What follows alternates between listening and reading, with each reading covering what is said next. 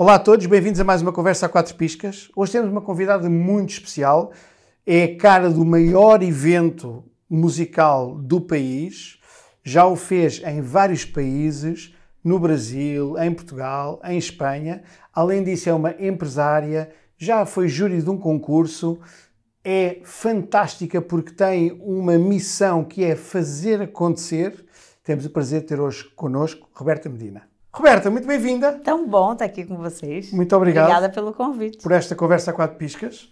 Queria começar com uma pergunta muito importante, que era: o pai que queria ser poeta fez o melhor poema com o Rock in Rio? É verdade. E era literalmente isso, mas depois, pronto. Naquela época, meu avô achava que era uma bobagem ser poeta, né? Então não tinha o menor espaço para isso. E acabou que entrou pela publicidade, né? Na verdade, meu pai é um grande comunicador. A história é toda no mundo da comunicação e é curioso que as pessoas acham que eu cresci com Rock in Rio. Teve Rock in Rio no meu crescimento, mas na verdade a história do jantar, a mesa de jantar, era sonhos, comunicação e ideias, sempre foi, né? A paixão dele são as ideias, né? A minha paixão é executar as ideias, né? Então é bom porque a gente super se complementa, mas sim, no Rock in Rio ele arranjou uma forma de colocar, né, essa arte dele para fora.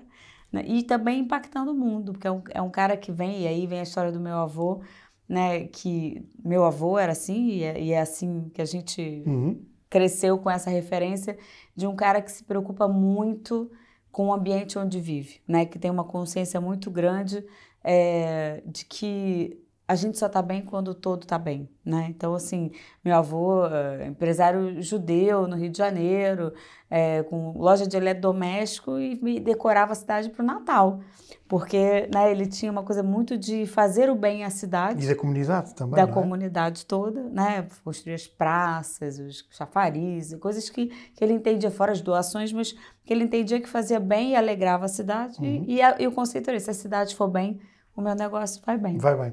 E o entretenimento continua só a fazer sentido se multiplicar as emoções.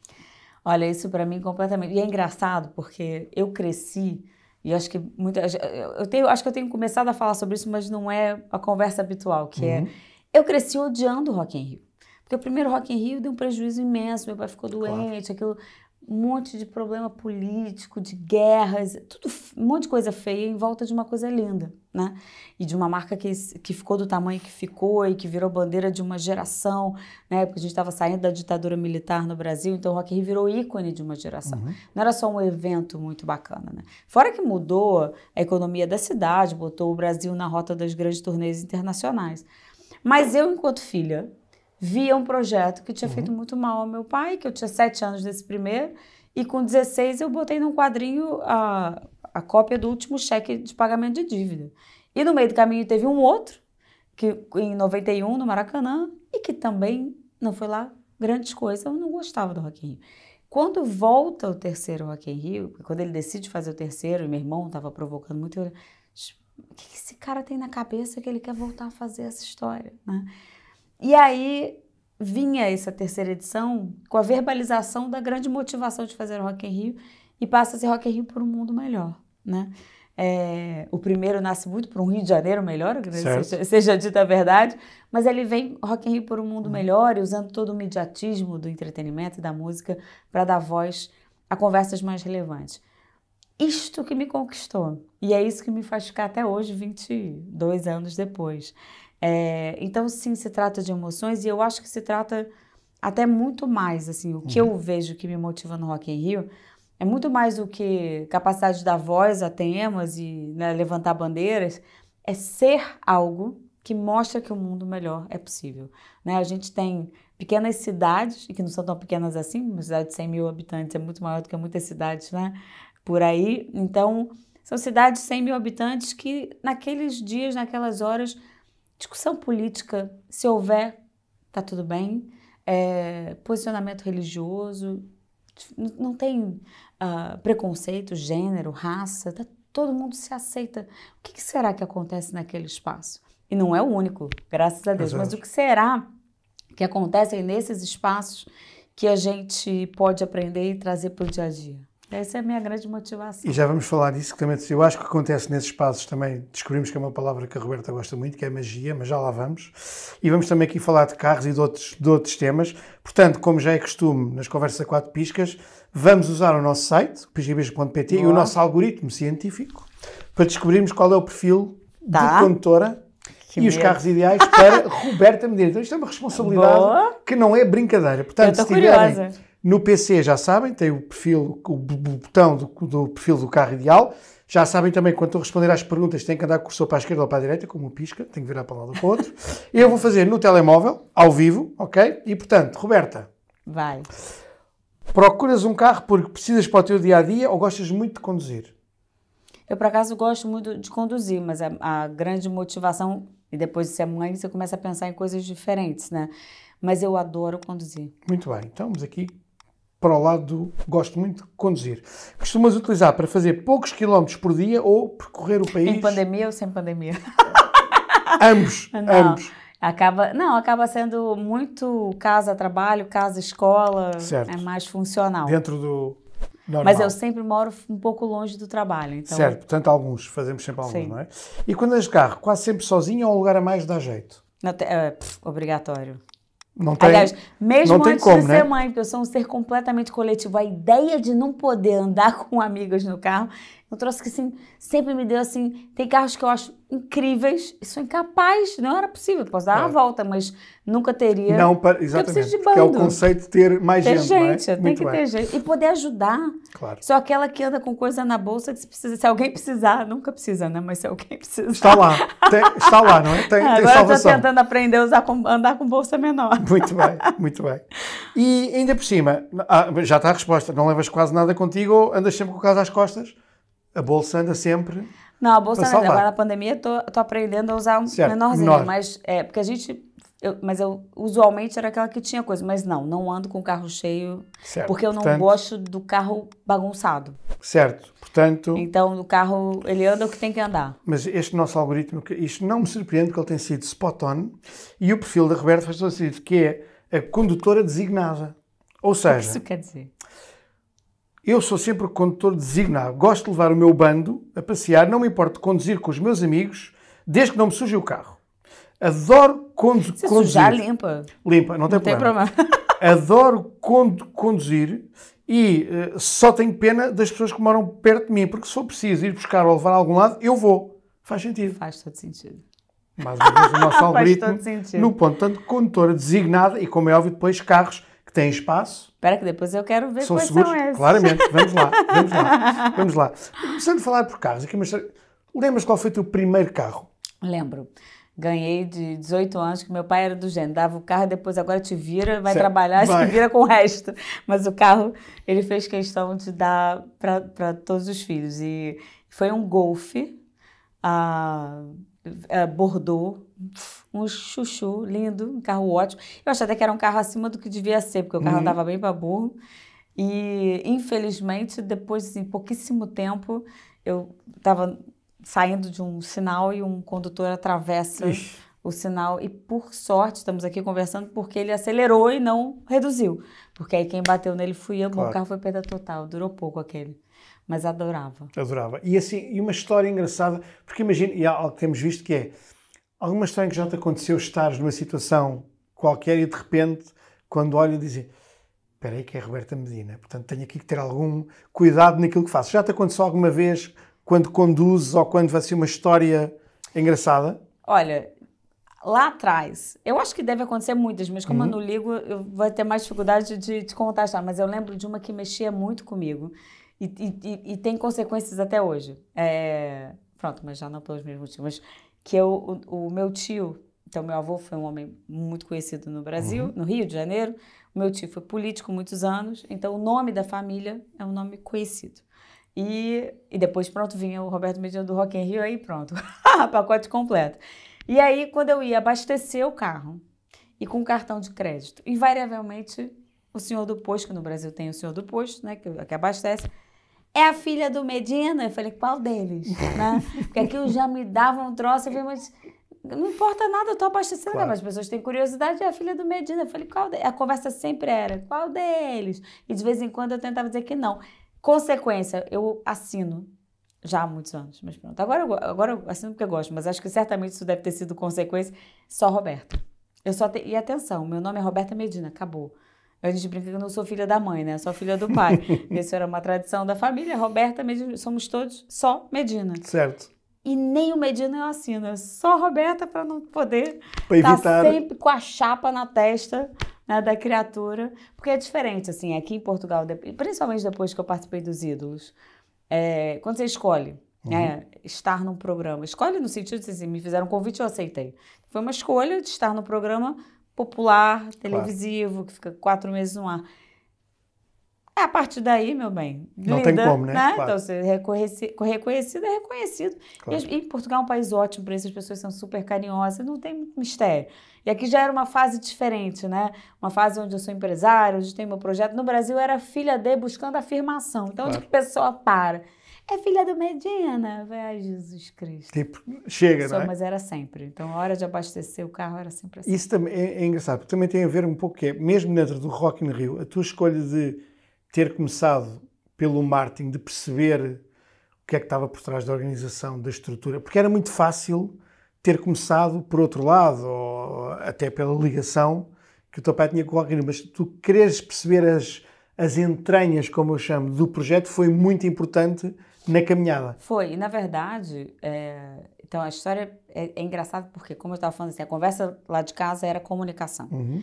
E eu me apaixonei por produção, por tirar as ideias do papel.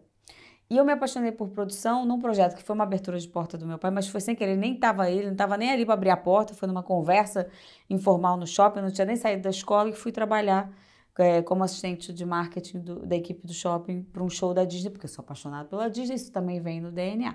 Mas pronto. E aí, é com o Mickey, eu vou, né? Eu vou. E eu sempre tive vontade de trabalhar cedo, a minha mãe começou a trabalhar cedo, meu pai começou a trabalhar cedo, eu tinha essa vontade. E foi ali, por incrível que pareça, eu já tinha passado o Rock in Rio 1, Rock in Rio 2, mas foi ali que eu vi fazer as coisas, tirar a ideia do papel, montar, planejar, por onde entra, por onde sai, sobe luz, desce luz, som, palco. Aquilo assim, fez-se luz. Essa foi literalmente uma revelação, né, a paixão por fazer aquilo acontecer.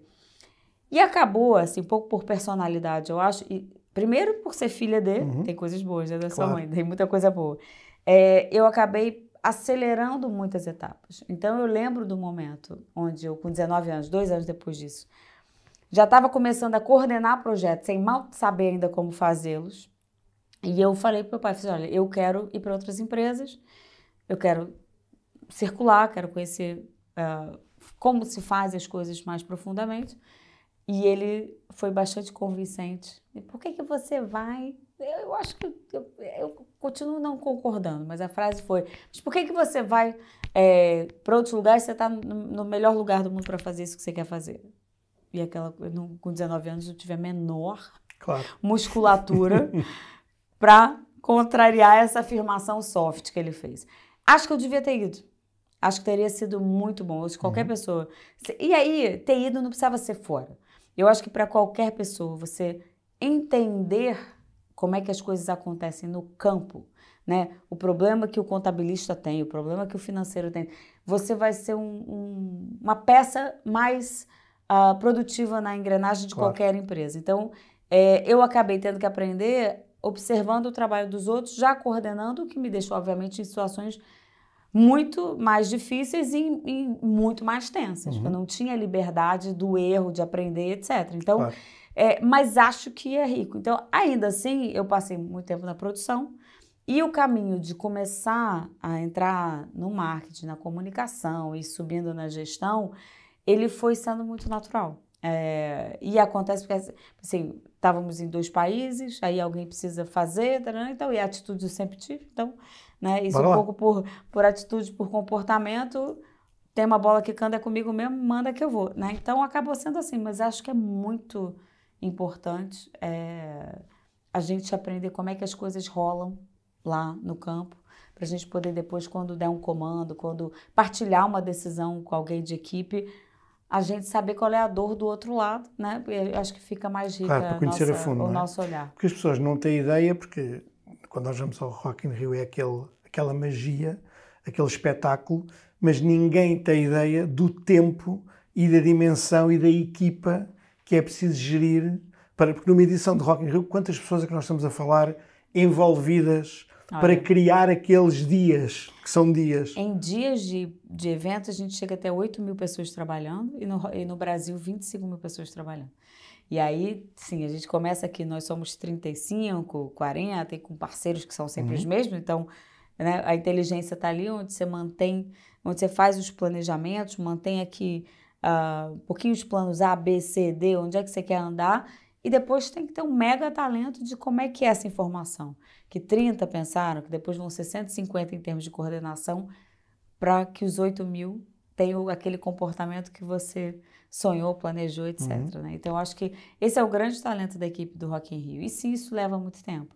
Eu acho que leva muito tempo, até assim, acho que é curioso e é bacana, assim, quando a gente termina um Rock in Rio, a gente, na semana seguinte, na mesma semana, tem uma reunião de avaliação. Quem correu bem, quem correu mal. A gente não termina feliz. Ei! Claro que a gente fica feliz que foi um sucesso. Mas a gente faz o Rock in Rio, quem faz o Rock in Rio não está se divertindo. Tá a trabalhar a sério, estado não é? de tensão para que tudo corra bem. Claro. Quando termina, a gente começa a pensar o que podia ter corrido melhor, né? Onde é que não correu bem? Onde é que vimos oportunidades? Aí você tem que estar com a cabeça muito fresquinha do acontecido, coloca aquilo no papel. Aí começa a trabalhar feedback para os parceiros, e todo mundo sabe que o Rock in Rio é um projeto que ele é o que é pelas marcas patrocinadoras, né, que investem para que a qualidade do line-up, da infraestrutura, do serviço possa ser melhor para o público final, para aquela cidade do rock linda que se monta em termos de cenografia. Então, são os parceiros que investem que fazem isso possível, porque com a venda de bilhetes isso não ia acontecer. Claro.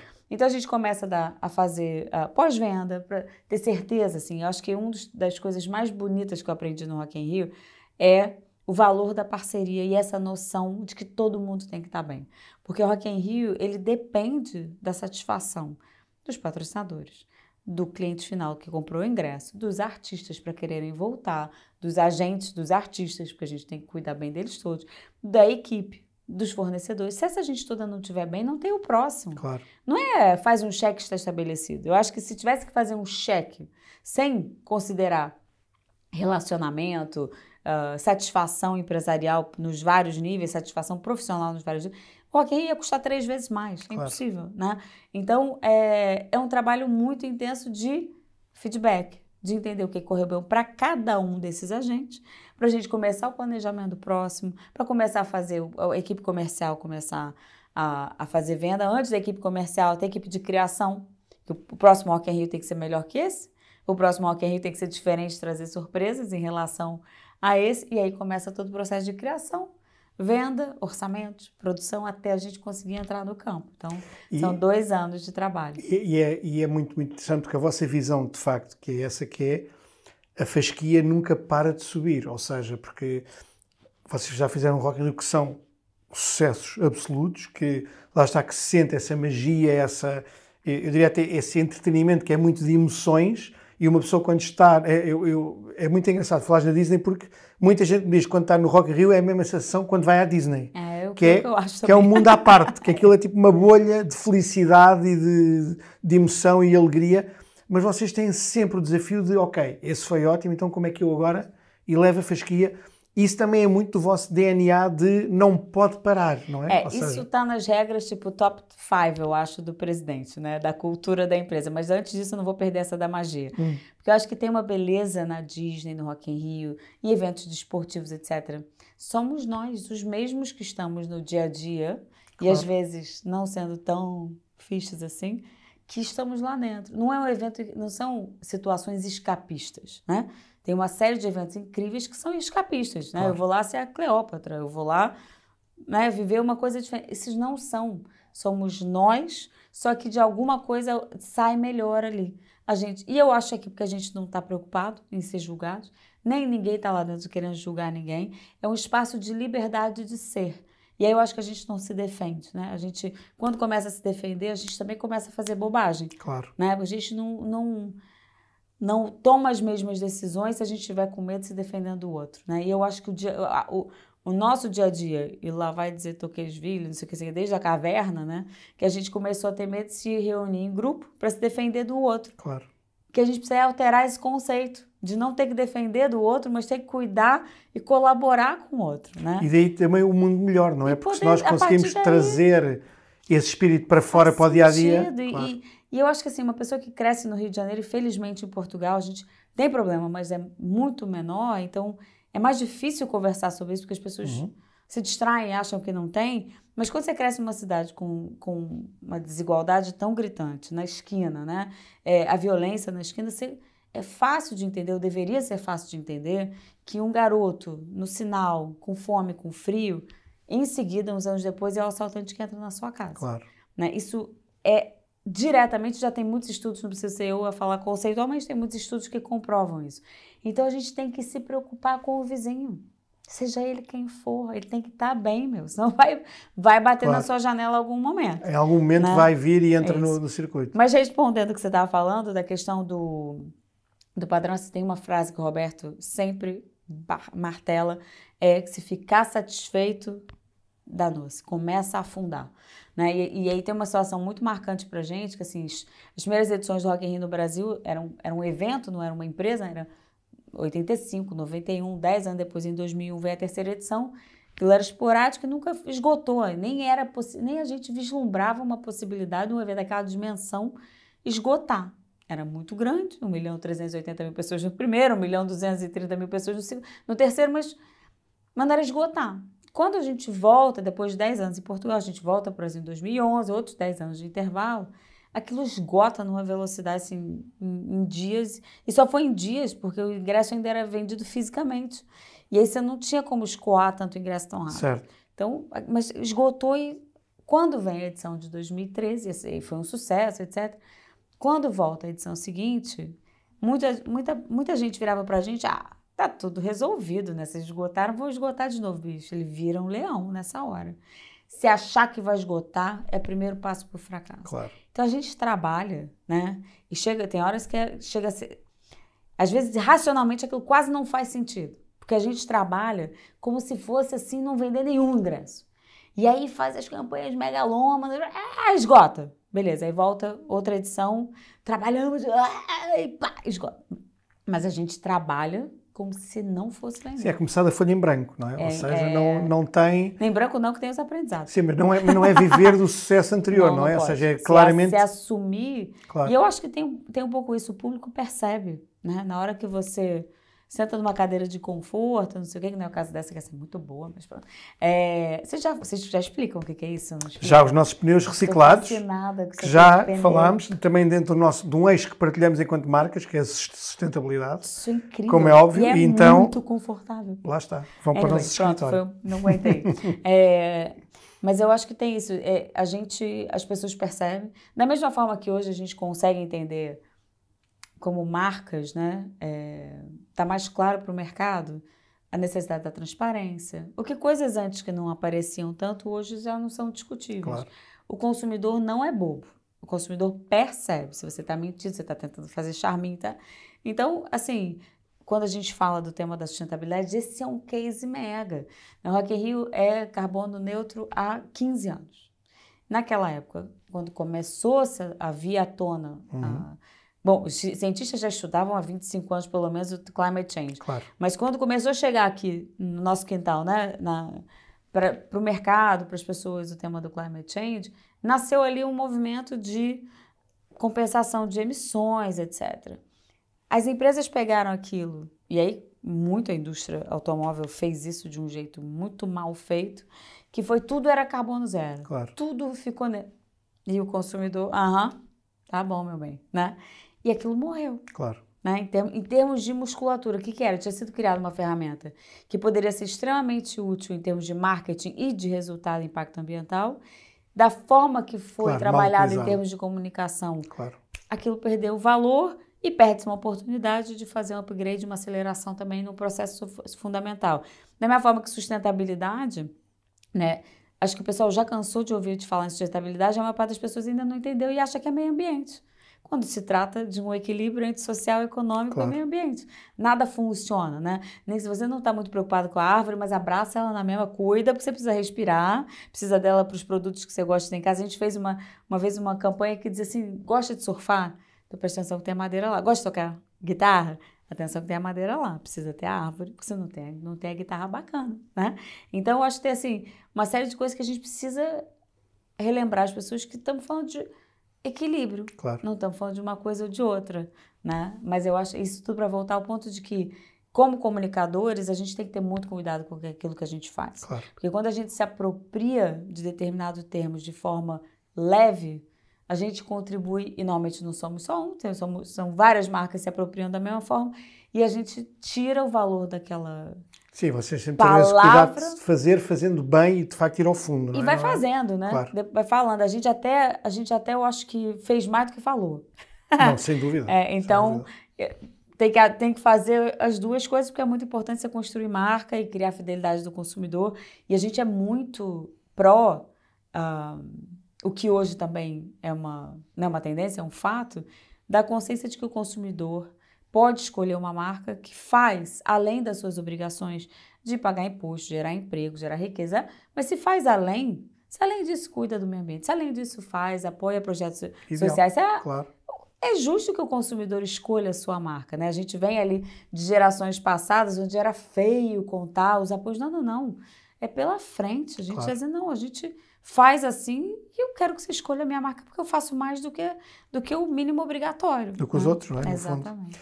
Olha, um facto muito curioso, e temos que falar neste tema, porque acho que, e vocês aí também são um excelente exemplo, que é, infelizmente, estamos a passar ainda este período complicado da pandemia, para o Rock in Rio obviamente teve um impacto enorme, mas é muito curioso como é que uma música que já tem 30 e muitos anos, eu ouço-a agora e alguém teve uma visão incrível, fabulosa do que é que nós íamos viver, porque olhando para aquela letra e escutando a música do Rock in Rio original agora, ou alguém tinha inside info ou passa-se alguma coisa, porque é verdade. Como é que porque esse espírito que aquela música tem são vocês no fundo, não é?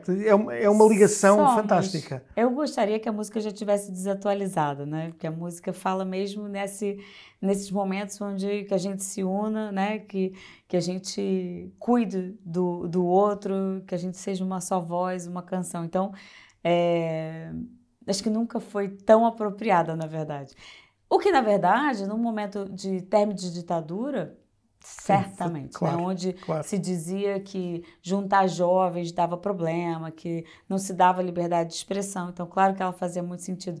Agora, de repente, é isso. Eu acho que você tocou num ponto e vem coisa por aí, porque a gente vai falar nisso com certeza, como ela é atual. Completamente. Como ela faz sentido.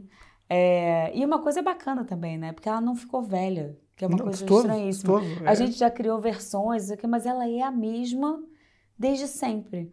E ela não ficou velha nem no texto, nem na melodia, nem nada. Não, absolutamente. Né? Como é que se gera com uma equipa 2 anos seguidos de não podemos fazer aquilo que mais gostamos na vida?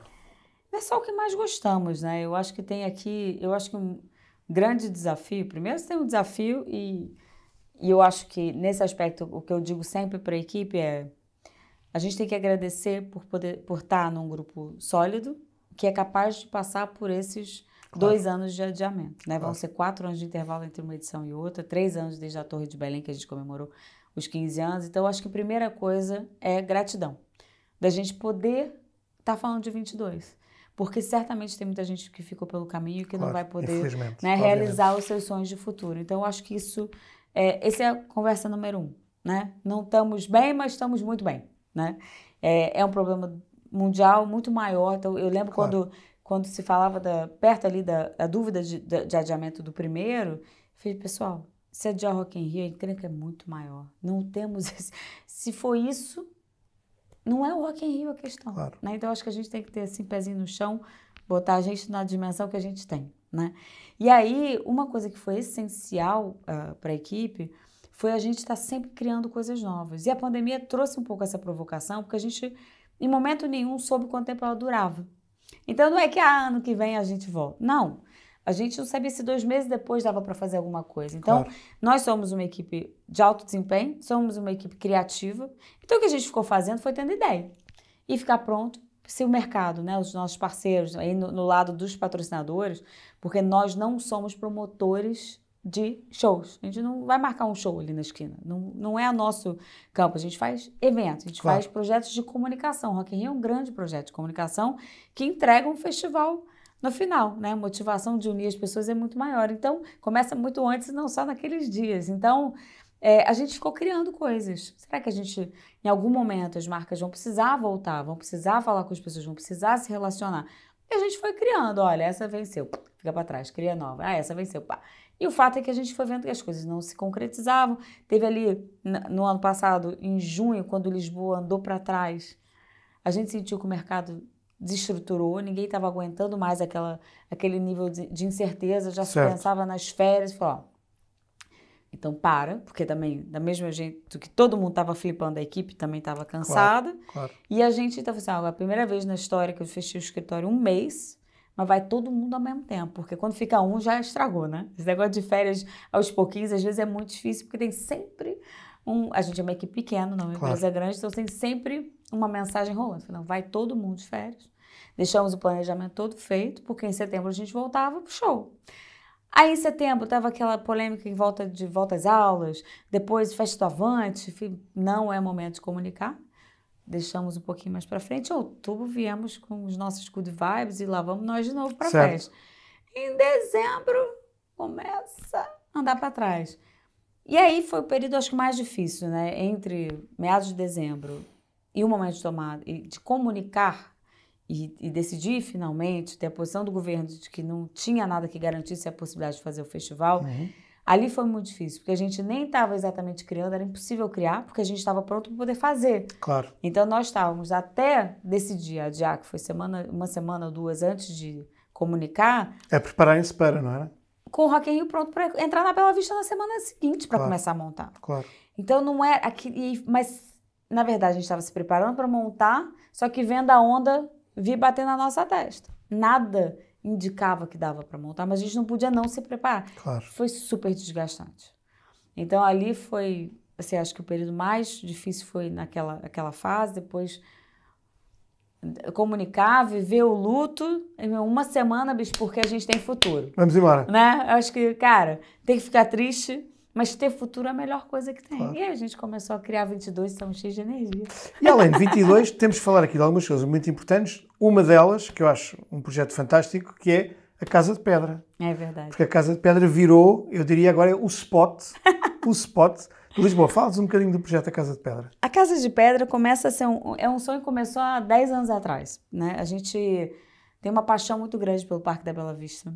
A gente entende historicamente os preconceitos e os estigmas que aquela região vivem, mas a gente está lá há 18 anos e aquilo não é real, né? A ideia que se faz não é o que a gente vive ali. Então, a gente achou que, uma vez que o Parque da Bela Vista passasse a ser conhecido e o Rock in Rio acontecesse, que as pessoas iam começar a frequentar. É o nosso Central Park, está a 500 metros do aeroporto, está ali na H. Coutinho, Alvalade. E nada, passam-se os anos e nada acontece no Parque da Bela Vista. Aí a gente começou a estudar por que não acontecia nada, até porque existe um bairro social ali do lado, é a maior freguesia de Lisboa, que é Marvila, e a gente começou a estudar o que estava faltando para as pessoas começarem a frequentar, porque a gente entende que a utilização do Parque da Bela Vista vai transformar aquela região e vai eliminar os estigmas antigos. E aí a gente começa a ver que, tá bom, é difícil você desafiar alguém para fazer um piquenique, um jogging, num lugar que você não tem a casa de banho, não tem uma água para comprar, não sei o quê. Tinha um café no edifício da frente, mas que era voltado para dentro, pela arquitetura dos dois edifícios, e as pessoas não tinham a vontade de entrar ali. A gente começou pela reforma do café e de uma outra loja que tinha ali, que é dos moradores, vários parceiros ajudando a dar formação para melhorar a qualidade do serviço, para poder acolher as pessoas então que passariam a vir de fora. E aí, com a Câmara Municipal, decidimos fazer um investimento nessas ruínas, que eram não tinha chão. A gente vai botar uma exposição das fotos lá, porque é muito engraçado, não tem nada a ver com o que ela está hoje. O que era e o que é agora, não é? Claro, que é um espaço maravilhoso. A gente construiu uma outra casa para os funcionários de parques e jardins, onde tem garagem para o maquinário, balneário, cozinha, e aí reformamos a Casa de Pedra para ela ser essa base de acolhimento no parque. E começamos uma nova etapa levou muito tempo o projeto, porque eram ruínas, tinham que ser preservadas, então aquilo ainda levou um tempo. A obra está pronta desde 2017. Tivemos um parceiro que topou fazer uma operação na casa, mas, na verdade, não abriu ao público, então não cumpria o que a gente tinha de intenção. E começamos a conversar com alguns players para ver se alguém abria lá um restaurante, uma operação de café, uma coisa qualquer. E as frases eram, não, o Parque da Bela Vista está fora de Lisboa, o Parque da Bela Vista só existe quando tem o Rock in Rio. Fez gente quer me deixar louca ver um negócio desse, né? Claro. Não faz o menor sentido. E aí, pronto, a equipe dos maluquinhos, né? Aí vamos a equipe lá. Começou a fazer, então vamos nós. Faz o menor sentido, né?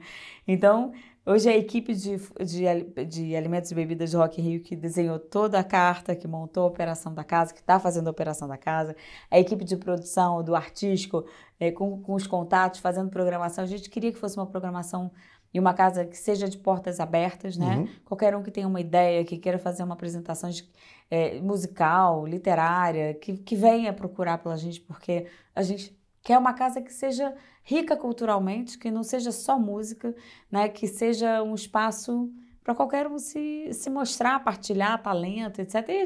E o fato é que está super resultando, mais rápido do que a gente imaginava. Já entramos em fase de contratar mais pessoas, porque o serviço começou, como teve um acolhimento tão rápido, o serviço nas primeiras semanas, deixando a gente nervosos, né? Então agora já tem mais gente trabalhando, as 3 esplanadas, 3 salas abertas, 2 esplanadas e a sala. E aí, à medida que aquilo for ganhando gosto, a gente sabe que o primeiro objetivo é mostrar o potencial do Parque da Bela Vista, claro. Mesmo quando não é para os grandes eventos e para outro tipo de eventos, e ver se as pessoas se habituam, né? Tem estacionamento privativo, tem assim, uma região super acolhedora, o parque é lindo. É lindo. Invariavelmente, quem chega lá, e que a maior parte das pessoas só vai quando tem Rock in Rio montado, é um susto de ver a dimensão do parque. Então, estamos começando. É uma etapa boa. Fantástica. Tá sendo assim. E tem que ir, porque além de visitar, de poderem comer, terem exposições, terem música, podem fazer piqueniques, portanto, Casa de Pedra, vou visitar, o projeto é fantástico, fabuloso e de facto tem muito a ver com esse vosso espírito de não ficar parado, não ficar quieto e olha que inovar, não é? Isso foi impressionante, porque a gente faz, né? A gente toma as decisões e vai fazendo.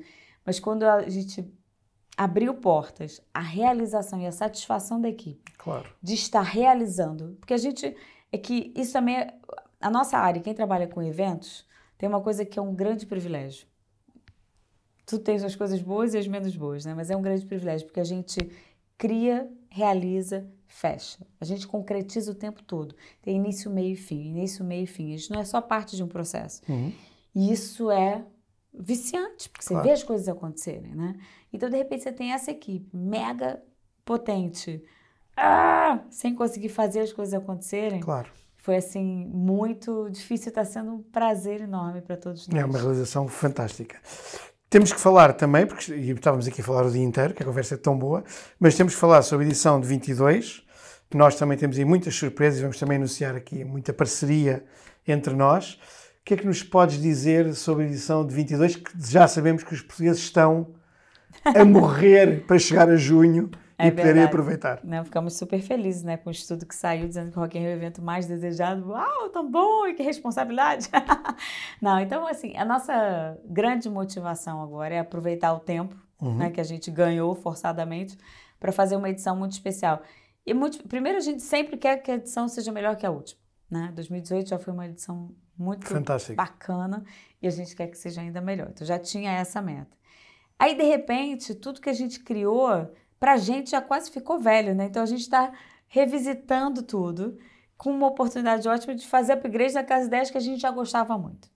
E, acima de tudo, eu acho que eu ainda tenho que criar aqui uma mensagem. Qual é o que vai resumir isso? Mas o que eu realmente gostaria dessa próxima edição é que mesmo no aquecimento para ela e lá nos dias que a gente estiver vivendo essa do rock junto, que a cada X tempo você fica assim, mais do que aquilo que é uau, incrível, uau, milhões de coisas, e você tem momentos de tirar o fôlego, mas eu queria que esses momentos estivessem acontecendo o tempo todo. Então a gente agora está criando. Muitas surpresas, ficarem atentos, nós também, como é óbvio, enquanto parceiros que somos e vamos ser também, estamos muito entusiasmados com esta parceria e estou seguro que vai ser, porque vai ser claramente, e esperamos todos nós que nessa altura, o grande momento de libertar tudo o que vem cá dentro. Acima não é? de tudo, uma grande celebração da vida, Claro.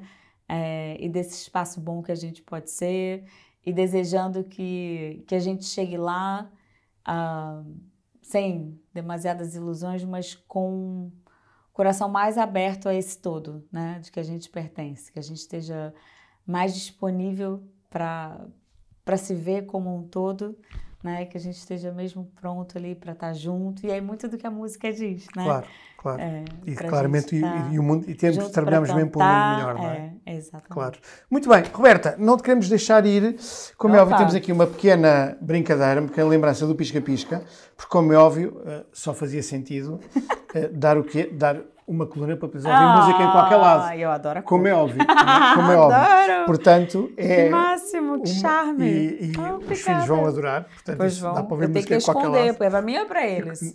Arranja-se mais. Agora se vira, né? Mas faz todo o sentido, porque vocês de facto são, além de uma marca de referência, Que delícia. acho que é muito importante giro. perceber esse efeito que a música tem tido em todos nós e estamos muito desejosos para que venha a edição de 22. Bom demais. E parabéns por vocês terem essa pegada tão alegre, tão bom, né? Que as marcas todas tenham essa leveza na hora de estar junto. Né? Sempre, claro que está todo mundo, mas cada um de nós está atrás de vender o seu peixinho, né? Claro. Mas é muito bom que seja com leveza, com diversão. E vocês têm sido muito capazes de trazer isso. Fantástico, obrigado. Obrigado. Muito E bom. mais uma vez, obrigado e até à próxima. Obrigado. Até a próxima.